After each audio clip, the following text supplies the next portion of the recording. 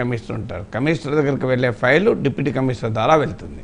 కానీ ముఖ్యమంత్రికి వెళ్ళే ప్రతి ఫైలు ఉప ముఖ్యమంత్రి ద్వారా వెళ్ళదు. ఉప ముఖ్యమంత్రి అనేది పొలిటికల్ హోదాది, ఒక రాజకీయపరమైన గుర్తింపు. సో రాజకీయాల్లో అది కూడా కీలకమే. అధికారమా గవర్నమెంట్ అనే దానికన్నా డెమోక్రసీలో government is also a political shape కనుక అందులో ఉప ముఖ్యమంత్రి అనేది ఒక పొలిటికల్ హోదా. ఆ హోదా ఒక్కరే ఉన్నప్పుడు దానికి ప్రాధాన్యత, ఇద్దరు ముగ్గురు నలుగురు ఉన్నప్పుడు అందరిలో ఒకరు. డిప్యూటీ చీఫ్ మినిస్టర్ ఉండడు కదా, ఒకరే ఉంటారు. ఇప్పుడు జనరల్ సెక్రటరీ ఒక్కరే ఉండాల్సింది పోయి అనేక మంది జనరల్ సెక్రటరీలు వచ్చి పార్టీలు చీఫ్ జనరల్ సెక్రటరీ అంటున్నారు.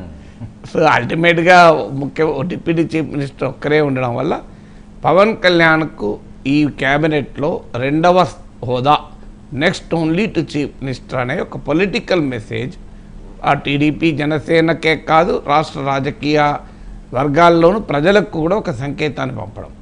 సో అది due recognition to Pawan Kalyan.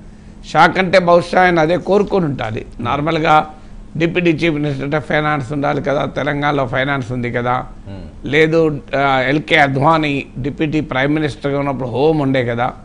So finance home అనేది రాష్ట్రంలో రెండు కీలకమైన శాఖలుగా భావిస్తాం. అందువల్ల ఉండాలి కదా అంటే నాట్ నెసెసరీలీ. ఫైనాన్స్ హోమ్ ఎంత ఇంపార్టెంటో రూరల్ డెవలప్మెంట్ పంచాయతీ రాజ్ కూడా అంతే ఇంపార్టెంట్ కదా. సో ఏ శాఖలైనా చేయగలిగితే అద్భుతాలు చేయొచ్చు. సో అందువల్ల పలానా శాఖ ఇంపార్టెంట్ కాదు అనే కంక్లూజన్ పూర్తిగా నిజం కాదు. కోర్స్ మీకు ఫైనాన్స్ కన్నా ఇంకో చిన్న శాఖ ఉంటుంది, గృహ రోడ్లు భవనాలు. సో అనే కంపారిజన్లు చేయొచ్చు. బట్ ఆ రోడ్లు భవనాలు కూడా చాలా చేయొచ్చు చేయాలనుకుంటే. సో అందువల్ల బట్ స్టిల్ కొన్ని శాఖలకు గుర్తింపుగా భావిస్తాం. ఆ భావనలో చూసినా కూడా గ్రామీణాభివృద్ధి తక్కువేం కాదు, పంచాయతీరాజ్ గ్రామీణాభివృద్ధి తక్కువేమీ కాదు. కనుక పవన్ కళ్యాణ్ ఉప ముఖ్యమంత్రిగా అలాగే ఒక కీలకమైన గ్రామీణాభివృద్ధి శాఖ మంత్రిగా ఆ పొలిటికల్ రికగ్నిషన్ ఈ శాఖలో వచ్చింది. రెండవది మరో ముఖ్యమైన వ్యక్తి ఈ క్యాబినెట్లో నారా లోకేష్.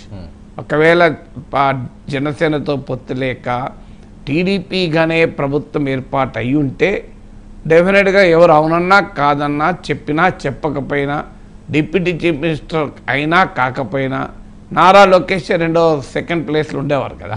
సో అందులో 2017-19లో లోకేష్ మంత్రిగా ఉండడము ఇప్పుడు మంత్రిగా ఉండడంలో చాలా తేడా ఉంది. అప్పుడు ఆయన ఎమ్మెల్సీగా మంత్రిగా వచ్చాడు, ఇప్పుడు ప్రజల నుంచి ఎన్నుకోబడి మంగళగిరి నుంచి ఎమ్మెల్యేగా భారీ మెజారిటీతో గెలిచి వచ్చాడు. సో అందువల్ల ఆయన పొలిటికల్ స్టేచరు చాలా పెరిగింది. అప్పుడు ఒక వారసుడిగా రాజకీయాల్లోకి వస్తే ఇప్పుడు ఆయన యువగలం యాత్ర, తెలుగుదేశం పార్టీ ఈ కూటమి విజయానికి తనదంటూ ఒక పాత్ర పోషించి వచ్చాడు ఇప్పుడు క్యాబినెట్లోకి. అందువల్ల నారా లోకేష్ 2017లో క్యాబినెట్లో ఎంటర్ అయినప్పటికీ ఇప్పుడు క్యాబినెట్లో ఎంటర్ అయినకి చాలా తేడా ఉంది. Is now entering with the position of own strength, తన సొంత బలంతో క్యాబినెట్లోకి ఎంటర్ అవుతున్నాడు. కనుక డెఫినెట్గా ఆయన నెంబర్ 2 ఉండేవారు. కానీ కూటమి కనుక ఆ అవకాశం లేదు, పవన్ కళ్యాణ్ నెంబర్ 2.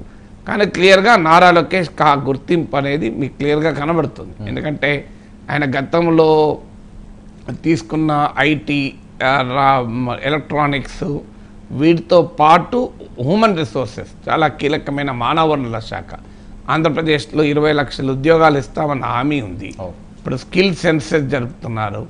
సో ఆంధ్రప్రదేశ్కున్న ప్రత్యేకత కూడా హ్యూమన్ రిసోర్సెస్. మీరు అమెరికాకి సిలికాన్ వ్యాలీకి వెళ్తే ఆంధ్రప్రదేశ్ హ్యూమన్ రిసోర్స్